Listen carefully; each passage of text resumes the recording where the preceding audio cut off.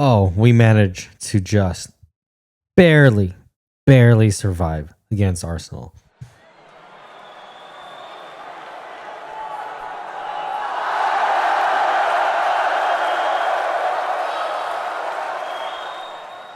Oh, everyone, welcome back to American Boots Podcast. Let's talk about Chelsea Arsenal 2-3.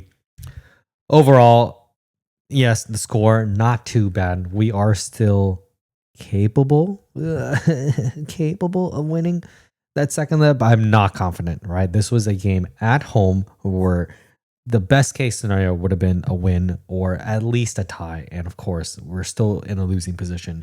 And then going into Emirates in a losing position against this team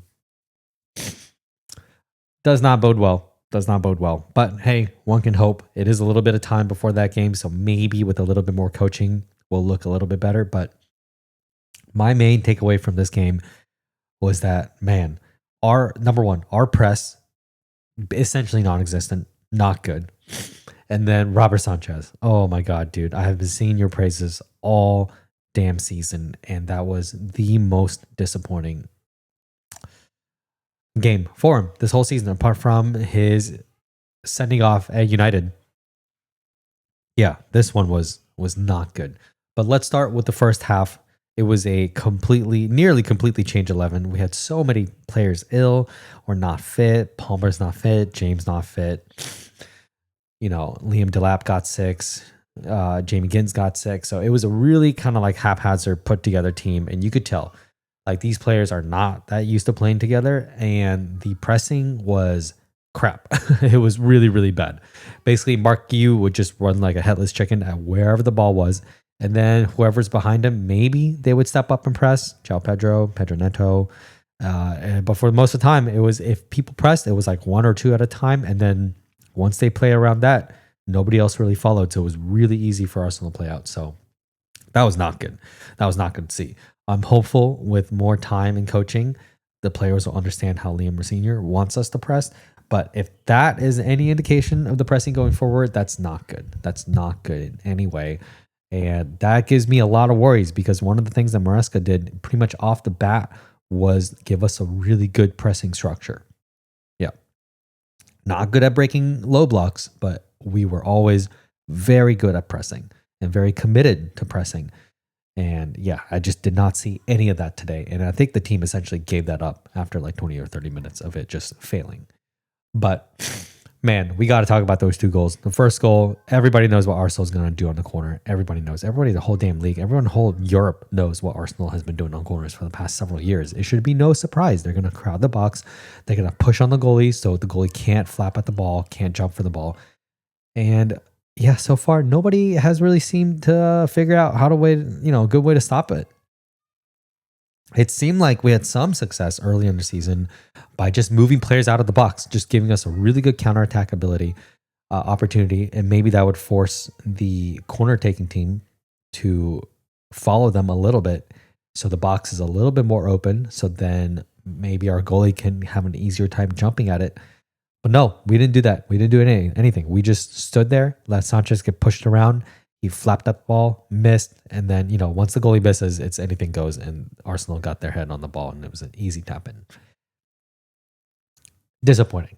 Extremely disappointing, especially when it came so early on in the game. It just destroyed all like hope and momentum. Like you could just feel the stadium just collectively sigh and then lose hope in the game. So that was the first one. But then the second one, it was a weak ass cross by Ben White, and Sanchez had both hands on the cross, and it still went under for an easy tap in for Gyökeres, who was doing absolutely nothing the rest of the game. So, yeah, 2 extremely disappointing, very, very preventable goals. Arsenal, only their third goal was really good. Slick play in and around the box. Eventually, Zubimendi got way too open in the center, and then, just didn't miss. Sanchez had no chance on that one. But even so, those first 2 goals, man, like how many times this season have we given up stupid goals and then we have to try to find a way to just climb out of the mess that we've created? And again, we do the same thing. It's the same script every single time. And guess what? Liam Senior has made no difference in changing it. And my big worry with him and looking at videos and seeing other people talk about how Strasbourg played, is that he really wants the goalie to be heavily involved in build up, but not just any kind of build up. He wants the goalie to make these quick, short, one-touch passes, things that we know Robert Sanchez is just not good at. He's not good at this.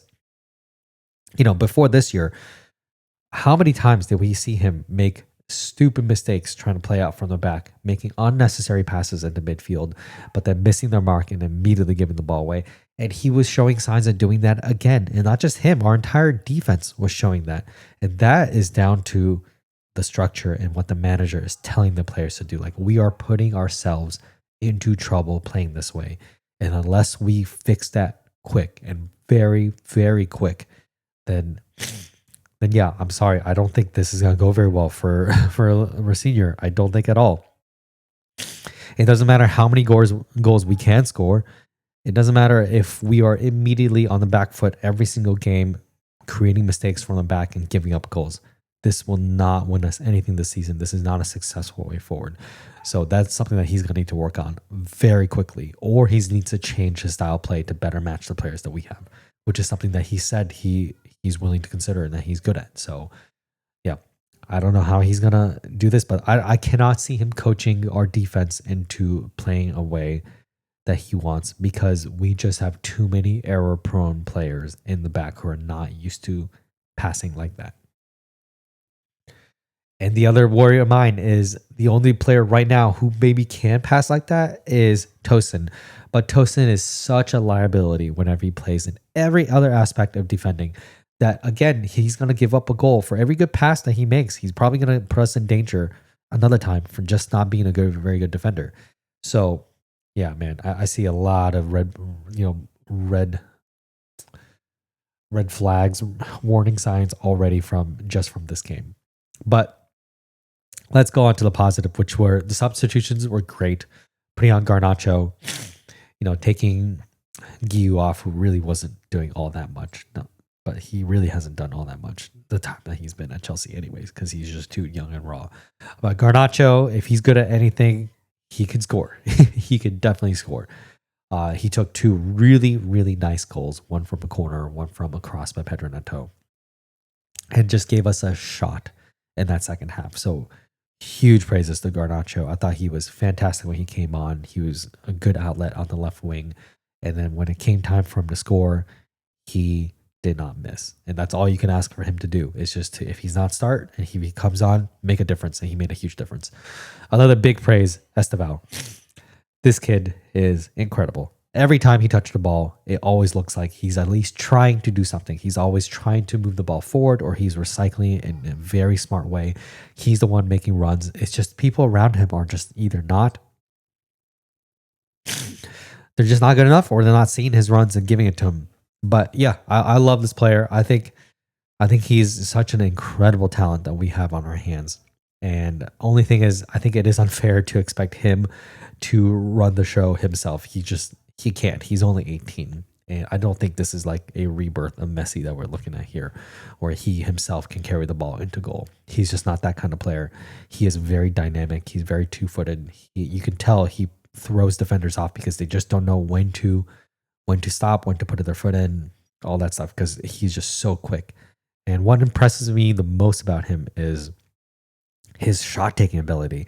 Like, he has this pretty unique ability on the team of being able to quickly move the ball into a shooting position with just a quick touch.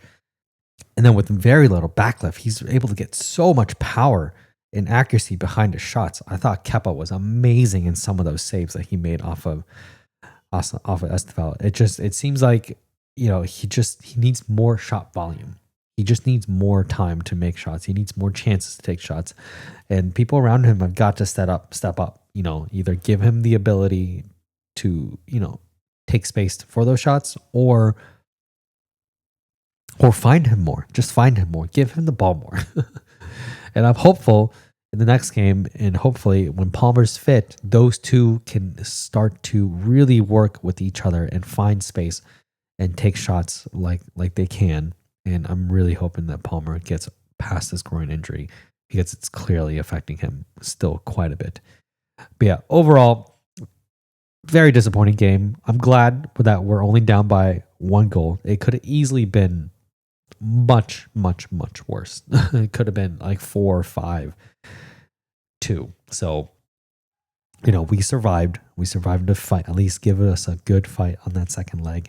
And hopefully, with better coaching and more time with our new manager, the team looks a little bit better in the pressing and a hell of a lot better in defense. Because if we don't solve that defense, we're not making it past any other top team this season. Like, we will not win any competition if we defend the way we did against Arsenal this game.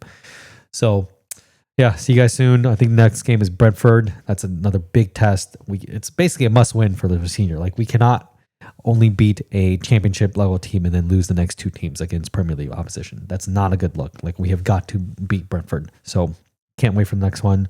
See you guys after that one. Peace.